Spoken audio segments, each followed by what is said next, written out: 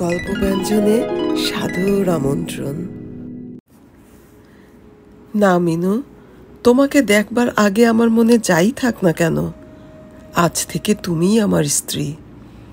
যেন আর কখনো দ্বিতীয় নারী আমার জীবনে আসবে না। শেষ পর্যন্ত একদিন চাঁদনীতে অকস্মাৎ সুবোধের সঙ্গে দেখা হয়ে গেল পার্থর। এই যে সুবোধ বাবু। তারপর পার্থবাবু কেমন আছেন? ভালো। এ কয় মাস আপনি কোথায় ছিলেন?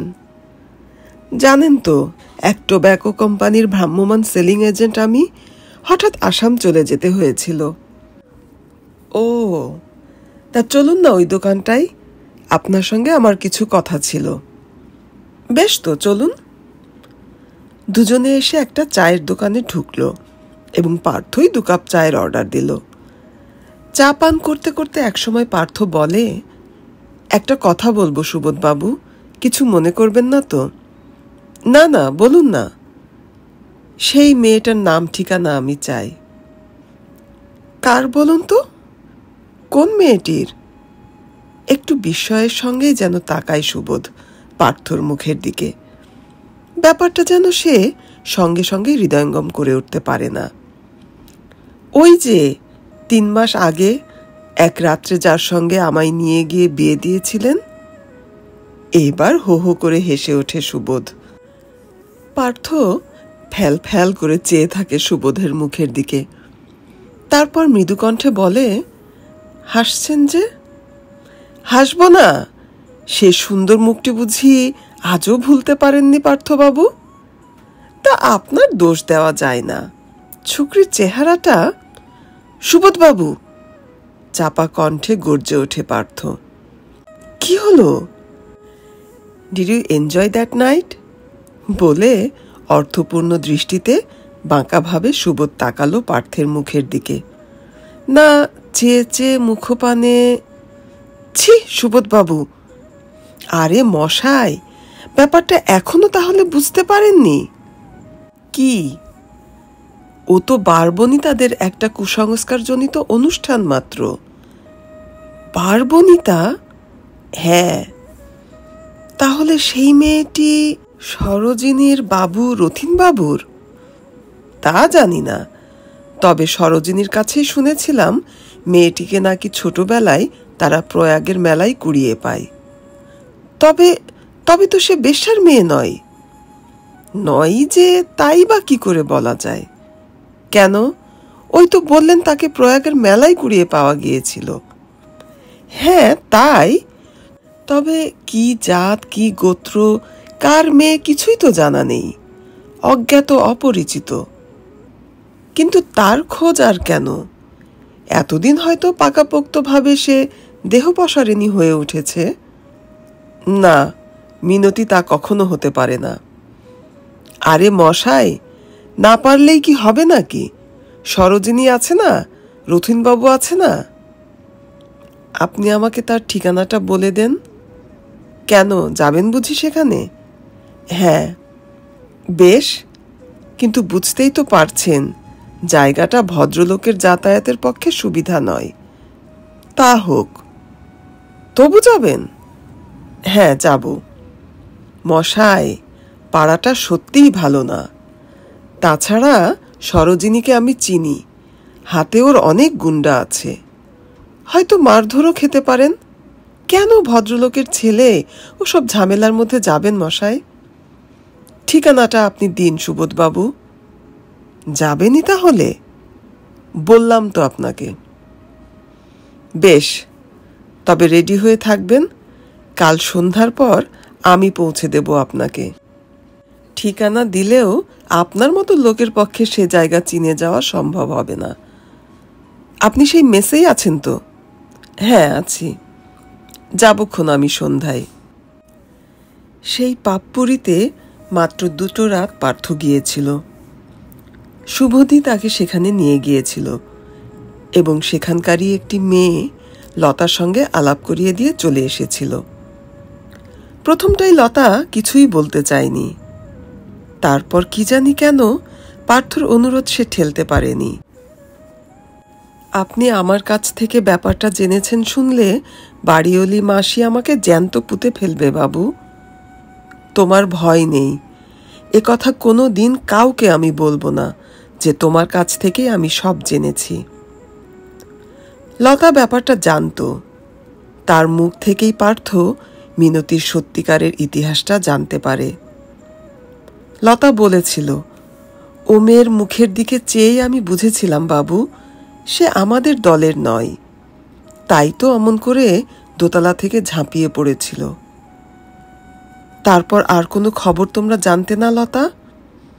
না, পুলিশের ভয় আছে না, কেঁচো খুঁড়তে হয়তো সাপ বেরুবে, এরা নিজে থেকে চুপ করে গিয়েছে। আচ্ছা, কোথায় সে যেতে পারে বলে মনে হয় লতা? তা বলতে পারি না বাবু, তবে এটুকু হলফ করে বলতে পারি খারাপ রাস্তায় সে যায়নি। তারপরও কি কম খুঁজেছে পার্থ মিনতিকে, কিন্তু তার কোনো সন্ধানই আর পায়নি। সেই ইহুদি ওস্তাদের কাছে আর বেহালার শিক্ষা নেওয়াও পার্থর হয়নি। সেই 500 টাকা প্রাণে ধরে সে খরচ করতে পারেনি। সযতনে একটা খামের মধ্যে ভরে বাক্সের তলায় রেখে দিয়েছে। আরও তারপর কত দিন কেটে গিয়েছে। বেহালা বাজিয়ে এখন পার্থ ভালোই রোজগার করে, বাড়ি ভাড়া করে মাকেও নিয়ে এসেছে। কিন্তু জীবনের হঠাৎ আসা সেই আশ্চর্য রাত্রির কথাও যেমন ভুলতে পারেনি, তেমনি ভুলতে পারেনি সেই মেয়েটিকে, মিনতিকে। কেমন যেন মনে হয় আজও পার্থের, মিনতির সন্ধান সে আবার একদিন পাবেই। মিনতি, তার জন্য জীবনের বাকি কটা দিন যদি তাকে অপেক্ষা করতে হয়, সে অপেক্ষা করবে। সে যে তাকে কথা দিয়েছিল, তার জীবনে সেই একমাত্র নারী, সেই তার স্ত্রী, সত্যিকারের সহধর্মিণী। সে রাত্রের মধ্যে মন্ত্রের ফাঁকি থাক আর যাই থাক, সে রাত্রে সে যখন মিনতিকে কথা দিয়েছিল, সমস্ত অন্তর দিয়ে সে কথা দিয়েছিল। তার জীবনে দ্বিতীয় কোনো নারীরই আর আবির্ভাব ঘটতে পারে না। সেদিন কি একটা পর্ব উপলক্ষে ছুটি। মৃন্ময়ী গিয়েছে গঙ্গা স্নানে। পার্থ একা একা ঘরের মধ্যে বসে বেহালায় একটা নতুন সুর সৃষ্টি করবার চেষ্টা করছে। সিঁড়িতে খটখট জুতোর শব্দ শোনা গেল। অনিতার ভাইয়ের কণ্ঠস্বর শোনা গেল, সোজা উপরে চলে যান। পার্থদা তার ঘরেই বসে বাজাচ্ছে, ওই শুনুন। পরক্ষণেই পার্থ যেন ভূত দেখার মতোই চমকে ওঠে। খোলা দরজার সামনে দাঁড়িয়ে মিতা। এ কি, আপনি? হ্যাঁ, মোহাম্মদ তো আর পর্বতের কাছে যাবে না, তাই পর্বতকেই মোহাম্মদের কাছে আসতে হলো। মৃদু হেসে কথাটা বলতে বলতে মিতা এসে ঘরে প্রবেশ করল। অতি সাধারণ বেশভূষা আজ পরিধানে মিতার। সাধারণ কালো পাড় একটি তাঁতের শাড়ি, গায়ে তদ্রূপ একটি সাধারণ সাদা ব্লাউজ, মাথায় ঈষৎ গুণ্ঠন তোলা। চোখে মুখে কোথাও প্রসাধনের চিহ্ন মাত্রও নেই। হাতে একগাছি করে সোনার কঙ্কন, পায়ে সাধারণ চপ্পল। পার্থ নির্বাক। বসতেও বুঝি বলবেন না? সত্যি, একেই বলে বরাত। অন্য কোথাও গেলে এতক্ষণ হয়তো মিতা দেবীকে কোথায় বসাবে, কি তাকে নিয়ে করবে ভেবে অস্থির হয়ে উঠত। অথচ এখানে সেধে এলাম, আপনি এখন পর্যন্ত একবার বসতেও বললেন না। আপনার মতো ধনী সর্বজনবিদিতার খেয়াল হয়েছে এই গরিব নগণ্যের ঘরে এসেছেন, কিন্তু কোন দুঃসাহসে আমি আপনাকে বসতে বলি বলুন তো? তাই বুঝি? কথাটা কি মিথ্যে, আপনিই বলুন। তাই বুঝি সসম্ভ্রমে এখনো আপনি বলে সম্বোধন করেন? কথাটা বলে আর অপেক্ষা না করে মিতা ঘরের মধ্যে যে ছোট টুলটি ছিল সেটার উপরেই বসে পড়ে। আপনার বুঝি আর শুটিং নেই? শুটিং বুঝি রোজ থাকে? তাছাড়া বড় অভিনেত্রী আমরা, ডেট চাইলেই কি ডেট পাওয়া যায় নাকি? কিন্তু ওসব শুটিংয়ের গল্প করতে আপনার কাছে আসিনি। তবে কি জন্য এসেছেন? সাধারণ ঘরোয়া গল্প বলতে শুনতে। আপনার মা কোথায়? মা? হ্যাঁ, চলুন না, তার সঙ্গে আলাপ করিয়ে দেবেন। মা তো বাড়িতে নেই, গঙ্গা স্নান করতে গিয়েছেন। ও, তা অনিতা দেবী? তার সঙ্গে না হয় একটু আলাপ করিয়ে দিন। সেও মার সঙ্গে গিয়েছে। তাহলে আর কি হবে, উঠি। আচ্ছা, চলি, নমস্কার। যেমন এসেছিল মিতা তেমনই বের হয়ে গেল। দিনের আলোয় এই প্রথম দেখল মিতাকে পার্থ। এত কাছে, এত স্পষ্ট এর আগে কখনো ওকে দেখবার সুযোগও হয়নি। যেমন তেমনি আজকের মতো এমন অকপটে চেয়েও বুঝি দেখেনি পার্থ মিতাকে। আর আজকের মিতার মুখের দিকে চেয়ে থাকতে থাকতে পার্থর যেন মনে হচ্ছিল মিতার মুখের মধ্যে কোথায় যেন একটা চেনা স্মৃতি জড়িয়ে আছে। ওই চোখ, ওই নাক, ওই ওষ্ঠ, ওই চিবুক, আর চিবুকের নিচে কালো তিলটি বাম দিকে, অস্পষ্ট একটা স্মৃতি যেন। অন্যমনস্ক পার্থ যেন নিজের চিন্তার মধ্যেই তলিয়ে যায়। একটা হারানো সুর মনের মধ্যে গুনগুনিয়ে ফিরতে থাকে। চমক ভাঙল পার্থর অনিতার ডাকে। মা তখন থেকে খেতে ডাকছেন, খেতে যাবেন না? কে? ও, অনু। মা ভাত নিয়ে বসে আছেন। গঙ্গা স্নান করে কখন ফিরলে তোমরা? সে তো অনেকক্ষণ। অনিতা ঘর থেকে বের হয়ে গেল। অনিতার মুখখানি যেন কেমন শুকনো শুকনো মনে হলো। আজকাল অনিতার সঙ্গে বড় একটা তার কথাবার্তা হয় না। অনিতা যেন তাকে এড়িয়ে এড়িয়েই চলে।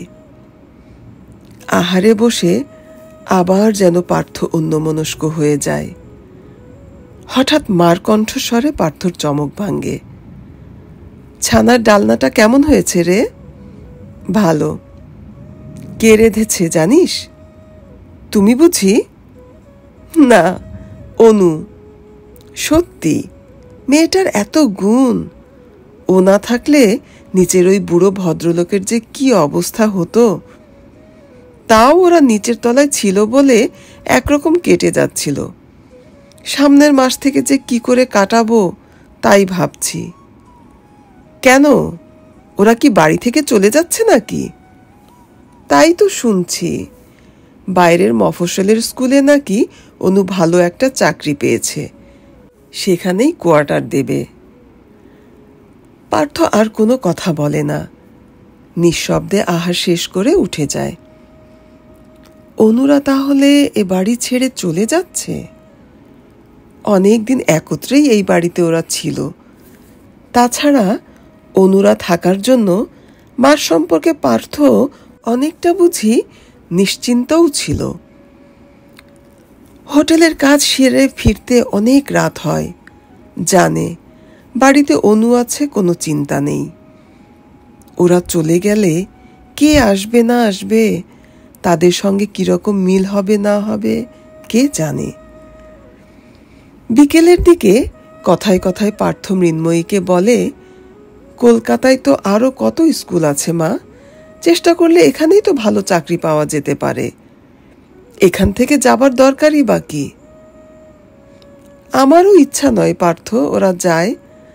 তাছাড়া মেয়েটার উপরে কি যে মায়া পড়ে গিয়েছে। তাই তো ভেবেছিলাম ওর সঙ্গে যদি তোর বিয়ে দিতে পারতাম। এ তুমি কি বলছো মা? কেন, আমাদের সজাত পাল্টি ঘর। তাছাড়া আমার তো মনে হয় অনুর মতো হাজারে অমন একটি মেয়ে মেলে না।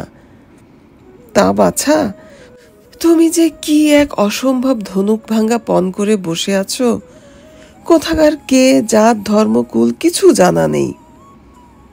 তবু তো বলছি মা তোমাকে, মন্ত্র পড়ে যখন তাকে একবার স্ত্রী বলে স্বীকার করেছি, সেই আমার স্ত্রী।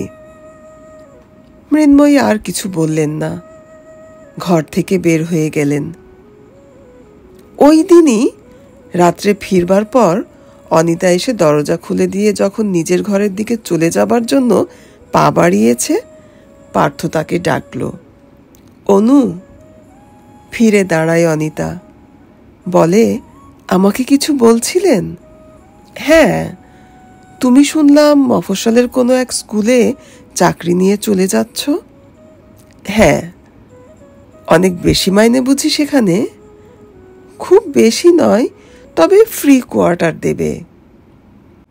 নাই বা নিলে সে চাকরি, অনু? মৃদু হেসে অনিতা বলে, কিন্তু কেন বলুন তো? মা তোমাকে কিরকম ভালোবাসেন জানো তো। মা একেবারে একা পড়ে যাবেন। বাড়ি তো আর খালি থাকবে না, নতুন কেউ না কেউ আসবেই। তা হয়তো আসবে, তবু তোমাদের সঙ্গে এতদিনকার জানাশোনা ছিল, তাদের সঙ্গেও আবার জানাশোনা হবে। অনিতা কথাটা বলে আর দাঁড়ালো না, নিজের ঘরে ঢুকে গেল। সিঁড়ির আলোতে পার্থর মনে হলো শেষের দিকে অনিতার চোখের কোল দুটো যেন চিকচিক করছিল। ব্যাপারটা ঠিক বুঝতে পারে না পার্থ। সত্যি কি অনিতার চোখে সে জল দেখেছিল? অন্যমনস্ক পার্থ সিঁড়ি ভেঙে উপরে উঠে যায়। অনিতার সঙ্গে অনেক দিনের পরিচয়, একই বাড়িতে থাকার দরুন, এবং উভয়ের মধ্যে যে এতদিনে একটা হৃদ্যতা গড়ে ওঠেনি তাও নয়, কিন্তু তার বেশি তো কিছুই নয়। কোনো দিন কোনো দুর্বলতাই তো সে আজ পর্যন্ত অনুভব করেনি অনিতার প্রতি। তবে কি অনিতা তাকে মনে মনে ভালোবেসেছে? পরক্ষণেই মনে হয়, না না, এসব পার্থ কি ভাবছে। অনিতার মতো শান্ত মিতবাক মেয়ে, সে ভুল করেছে। অনিতা সম্পর্কে সে ভুল করেছে, কিন্তু ভুলটা তার দিন দুই বাদে মাই ভেঙে দিলেন। বিকেলের দিকে বেরোবে বলে প্রস্তুত হচ্ছে পার্থ। মৃন্ময়ী এসে ঘরে ঢুকলেন। কিছু বলছিলে মা? বলছিলাম, তুই অনুকেই বিয়ে কর বাবা। মা! হ্যাঁ, এতদিন বলি বলি করেও তোকে বলতে পারিনি।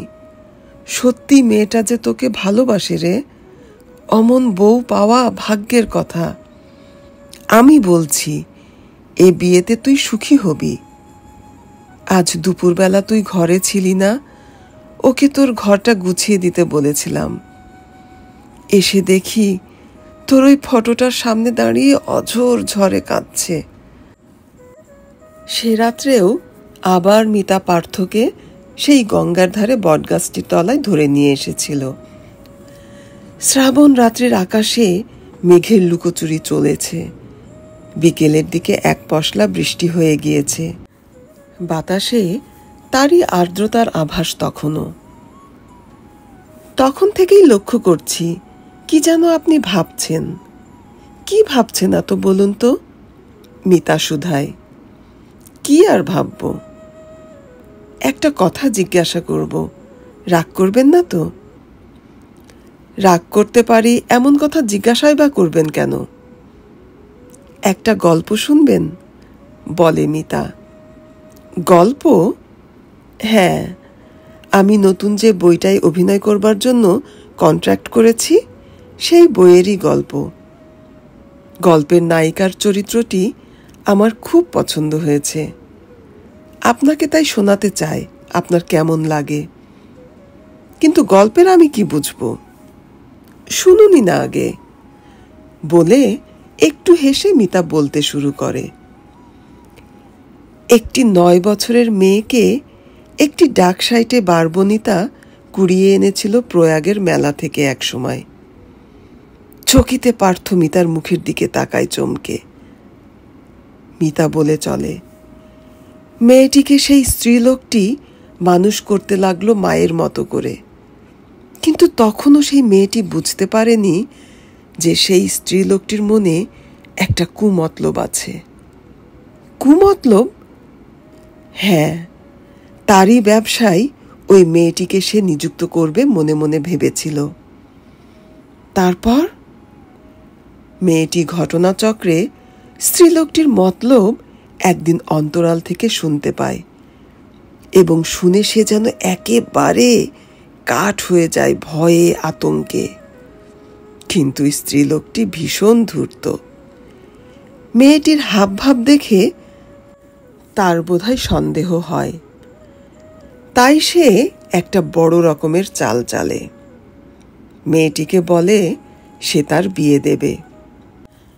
পার্থ সমস্ত ইন্দ্রিয় সজাগ করে যেন মিতার গল্প শুনতে থাকে। মিতা বলে চলে। মেয়েটা এমন বোকা যে সেই কথায় বিশ্বাস করে আনন্দে উৎফুল্ল হয়ে ওঠে।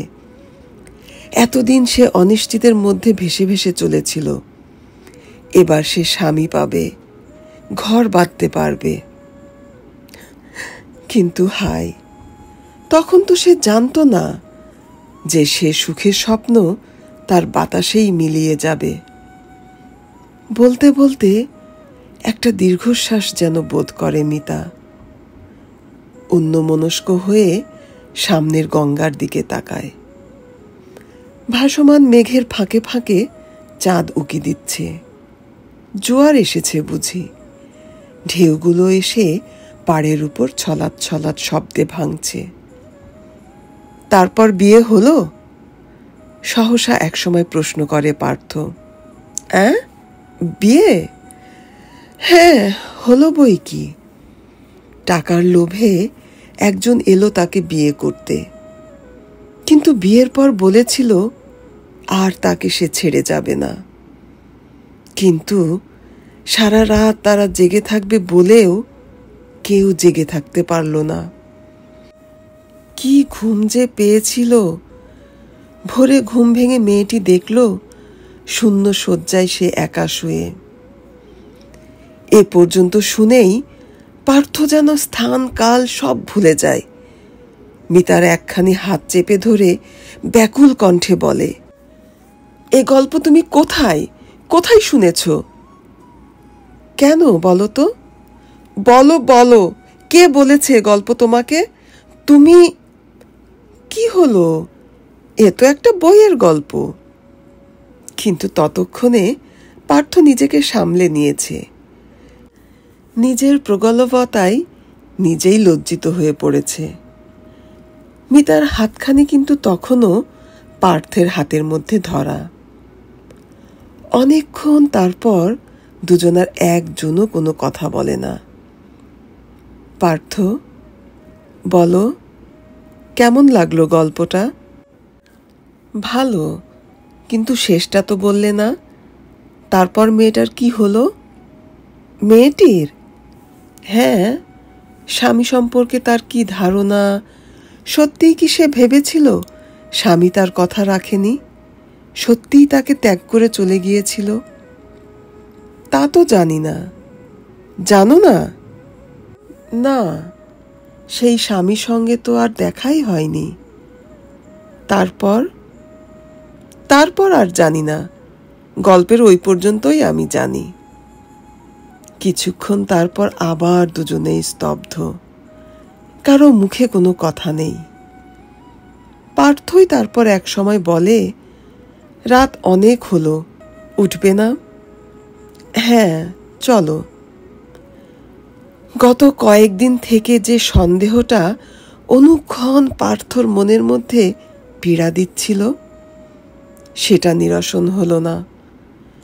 মনের কথাটা বলি বলি করেও উত্থাপন করতে পারল না, বলতে পারল না যেন কিছুতেই।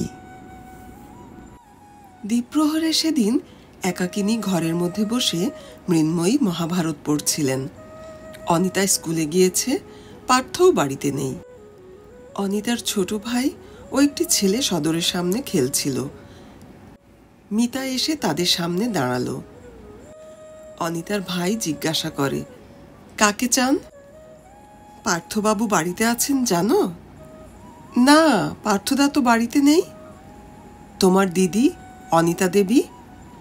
দিদি তো এখন স্কুলে। পার্থবাবুর মা? তিনি উপরে আছেন, যান না, উপরে সোজা চলে যান। পূর্বে একদিন মিতা এ বাড়িতে এসেছে, এ বাড়ি তার চেনা। সোজা মিতা সিঁড়ি দিয়ে উপরে চলে গেল। প্রথম যে ঘরটা, সেই ঘরে বসেই মৃন্ময়ী মহাভারত পড়ছিলেন। দরজার সামনে জুতোটা খুলে রেখে মিতা এসে ঘরে ঢুকল।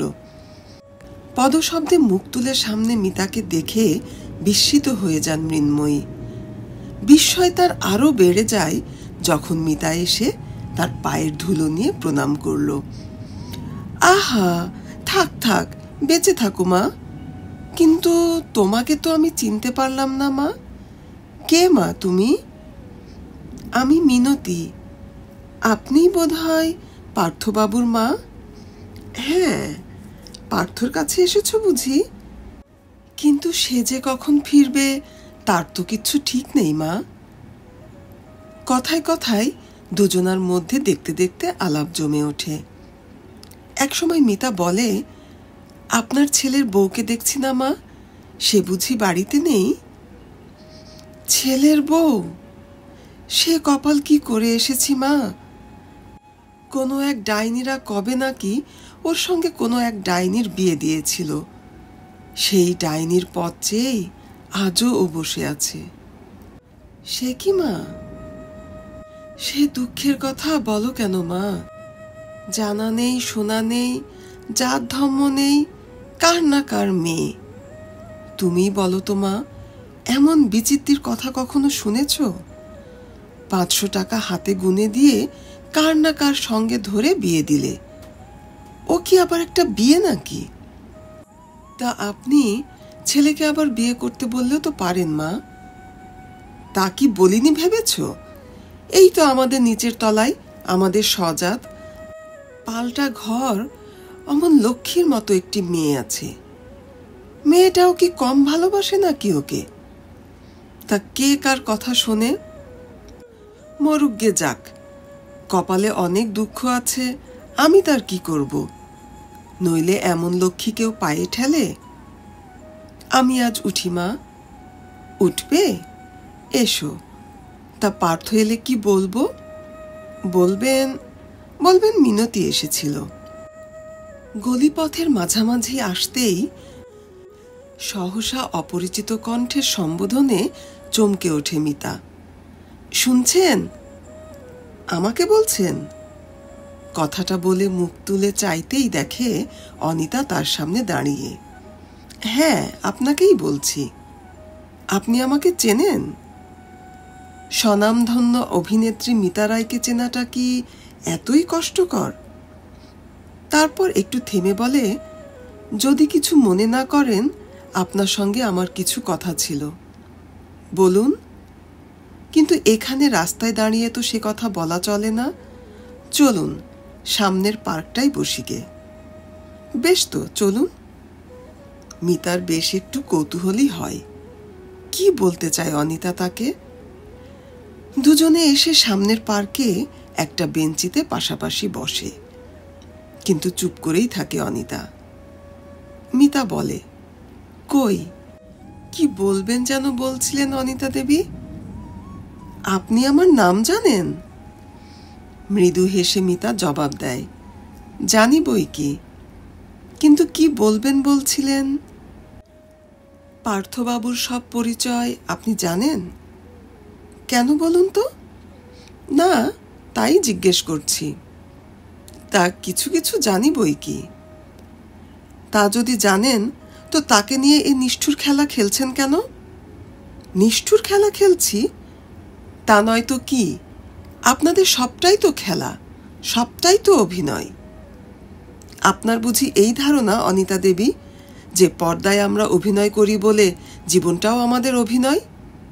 তাছাড়া কি, আজ খেয়াল হয়েছে ওকে নিয়ে খেলছেন, আবার দুদিন বাদে শখ যখন মিটে যাবে দূরে সরে যাবেন। প্রচুর পয়সা আছে, প্রচুর অবকাশ, প্রচুর শখ আছে আপনাদের, কিন্তু থামুন থামুন, চেঁচিয়ে ওঠে সহসা মিতা। না, কেন থামব? এ নিষ্ঠুর খেলা আপনাকে বন্ধ করতে হবে। আপনি হয়তো জানেন না যে ওর সঙ্গে আমার বিয়ের সব ঠিক হয়ে গিয়েছে, সহসা এবারে বলে মিতা। না, কখনোই তা আপনি করতে পারবেন না। কেন বলুন তো? আপনার আদেশে না আপনার ভয়ে? তার কোনোটাই নয়। তবে দেখুন মিতা দেবী, আমি বলছি এ পথ আপনাদের নয়।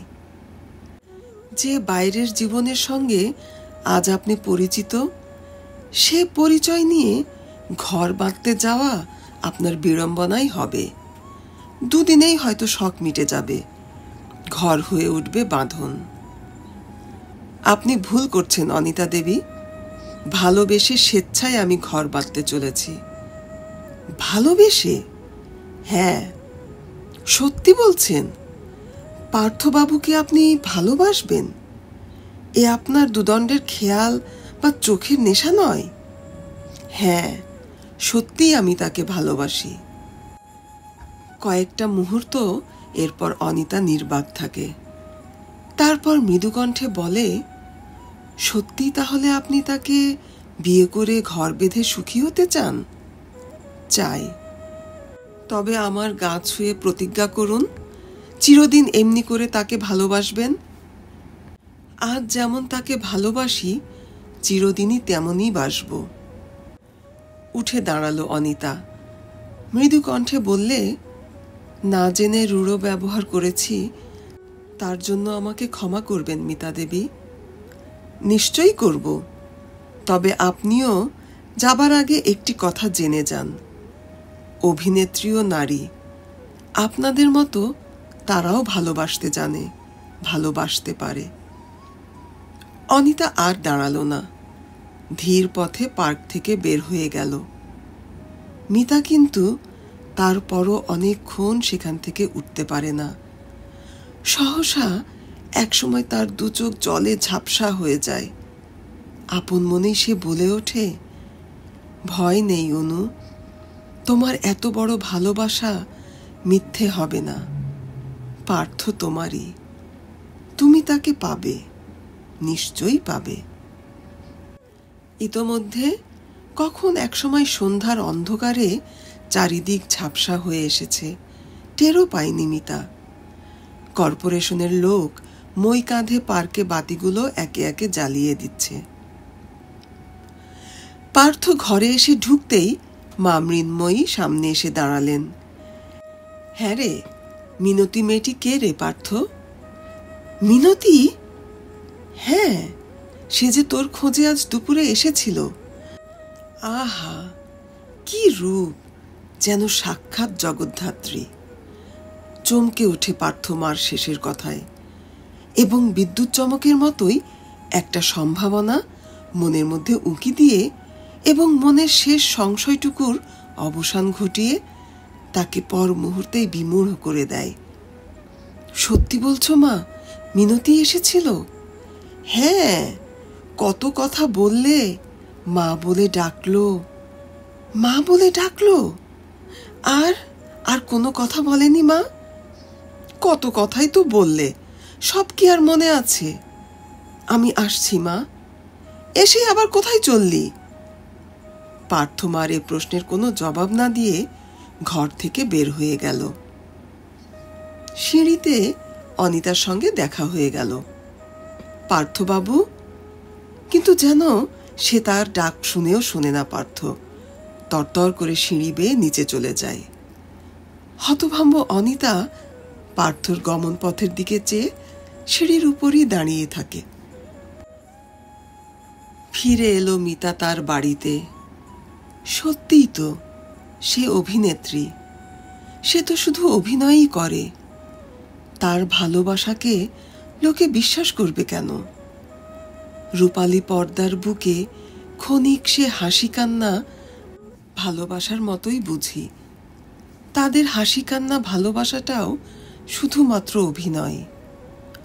অভিনয়? অভিনয় বই কি, তার চাওয়াটাও অভিনয়, পাওয়াটাও অভিনয়। সমাজ বহির্ভূত চিহ্নিত জীব তারা। অনিতা ঠিকই বলেছে, হাজার হাজার লালসা দীপ্ত দৃষ্টির কলুষতায় শুধু দেহ কেন, মনও কি তার কলুষিত হয়নি? হাস্যে লাস্যে কটাক্ষে শত শত জনচিত্তকে বিমোহিত করে আসেনি কি সেই দীর্ঘদিন ধরে? তবে সাধারণ একজন বারনারীর সঙ্গে তার পার্থক্যটা কোথায়? সত্যি সত্যিই নেই তার অধিকার কোনো গৃহস্থ ঘরের বধূ বেশে প্রবেশের, সমাজের কোলে শুচি স্নিগ্ধ অন্তপুরে পা ফেলবার। অনিতা পার্থকে ভালোবাসে, পার্থকে নিশ্চয়ই সে সুখী করতে পারবে। অনিতার এত বড় ভালোবাসাকে কোন অধিকারে সে অস্বীকার করবে? কিন্তু এই শহরেও সে আর থাকতে পারবে না। একটা সুটকেসের মধ্যে তাড়াতাড়ি কিছু কাপড় গুছিয়ে নিয়ে, কিছু টাকা সুটকেসের মধ্যে ভরে নিয়ে পার্থ নামে একখানা চিঠি লিখে রেখে কাঞ্চিকে ডাকল মিতা। বলল, কাঞ্চি, আমি বেরুচ্ছি। কোথায় যাবি? তা জানি না। এই চিঠিটা পার্থবাবু এলে তাকে দিবি। অন্য কাউকে চিঠি দিস না কিন্তু। না, কিন্তু তুই কবে ফিরবি? জানি না। আর এই নে চাবি, যতদিন না ফিরি সব দেখাশোনা করবি। গ্যারেজ থেকে গাড়ি নিয়ে বের হয়ে পড়ল মিতা। মিতা বের হয়ে যাবার ঘণ্টাখানেক বাদেই পার্থ এসে হাজির হলো হন্তদন্ত হয়ে। পার্থর সাড়া পেয়ে কাঞ্চি এসে সামনে দাঁড়ালো। তোমার মাইজিকে একবার ডেকে দেবে কাঞ্চি? মা তো নেই বাবু। নেই? না, দাঁড়ান বাবু, মাইজি আপনার নামে একটা চিঠি রেখে গেছেন। কাঞ্চি চিঠিটা এনে দিল। ছোট সংক্ষিপ্ত চিঠি। পার্থ, চললাম। কোথায় যাচ্ছি জানি না।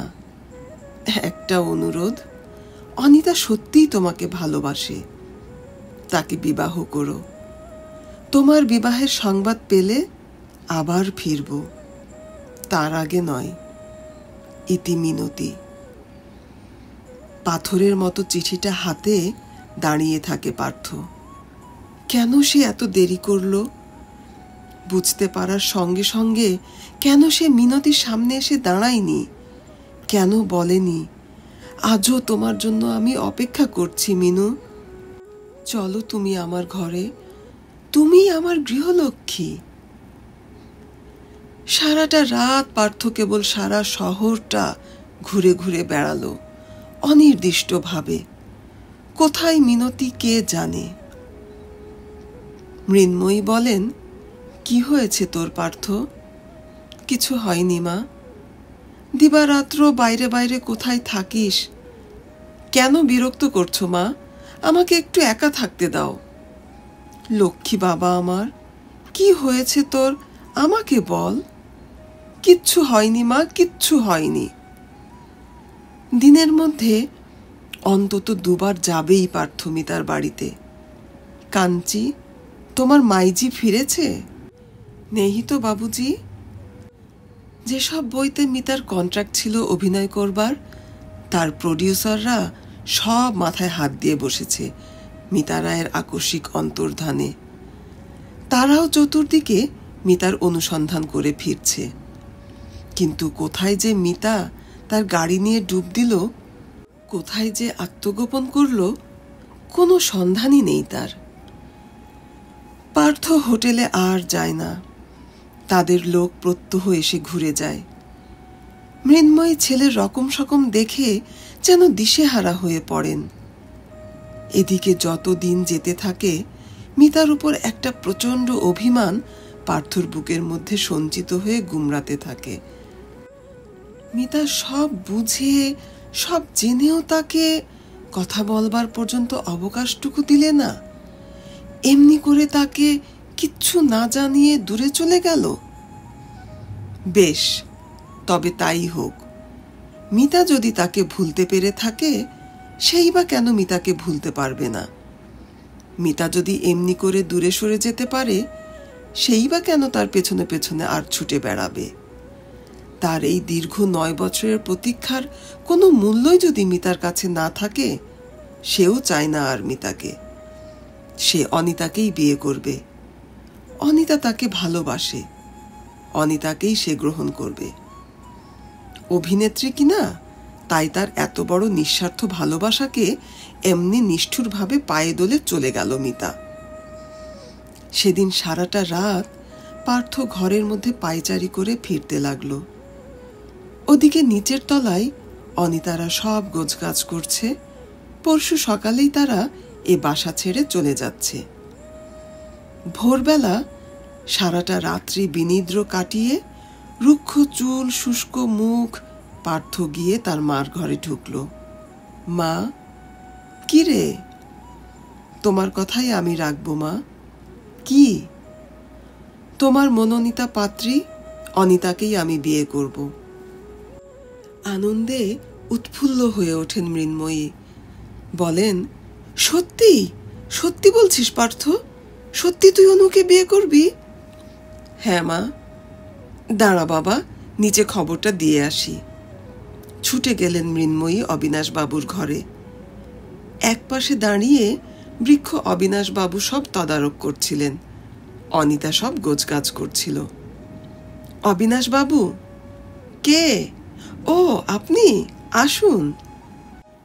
ওসব বাঁধা ছাঁদা এখন বন্ধ করুন, নাতনির বিয়ের সব জোগাড় করুন। ব্যাপারটা সম্যক উপলব্ধি করতে না পেরে ফ্যাল ফ্যাল করে চেয়ে থাকেন অবিনাশ ঘোষাল মৃন্ময়ীর মুখের দিকে। আমার মুখের দিকে অমন করে চেয়ে আছেন কেন? আপনার নাতনিটিকে আমি পুত্রবধূ রূপে চাই। সত্যি? সত্যি বলছেন? মিথ্যা কেন বলবো? দেরি আমার সইবে না, এই মাসেরই প্রথম লগ্নে বিয়ে দিতে চাই আমি। অনিতা সহসা ওই সময় বাধা দেবার চেষ্টা করে, কিন্তু মাসিমা। তুই আবার কথা কইতে আসিস কেন মুখ পুড়ি?